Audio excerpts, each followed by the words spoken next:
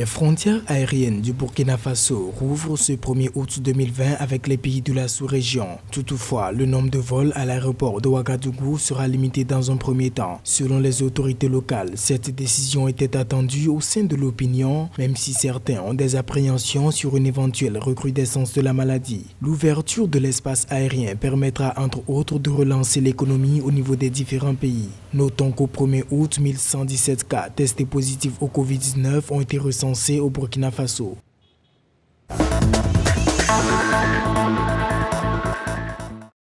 Selon le Centre africain de contrôle et de prévention des maladies CDC Afrique, le nombre de cas confirmés de Covid-19 à travers le continent africain a atteint 908 931. Il s'agit de 17 732 cas positifs supplémentaires. Le rapport du CDC Afrique indique également que le nombre de décès liés à la pandémie est passé de 18 884 jeudi à 19 310. Depuis l'avènement de la pandémie de Covid-19, quelques 556 695 patients testés positifs ont guéri à travers le continent africain.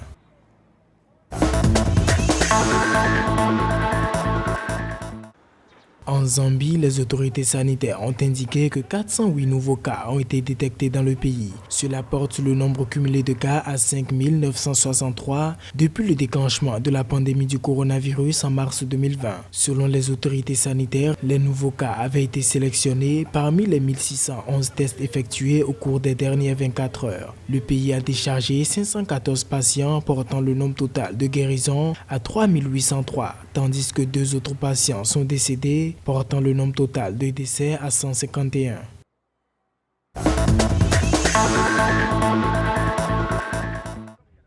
En République démocratique du Congo, l'UNICEF a octroyé une enveloppe de 470 000 $ pour freiner la contamination de la maladie à coronavirus au Kasaï. Dans ces fonds de l'UNICEF, 100 000 $ seront affectés à l'appui logistique et 370 000 $ au plan de réponse contre la COVID-19 ainsi qu'aux activités vaccinales. Dans le secteur de l'éducation, l'UNICEF facilite la diffusion de l'enseignement à distance à travers les radios communautaires qui prennent le relais d'Okapi École, une initiative qui a permis aux enfants de Kasaï d'acquérir des connaissances pendant cette période de la trêve scolaire.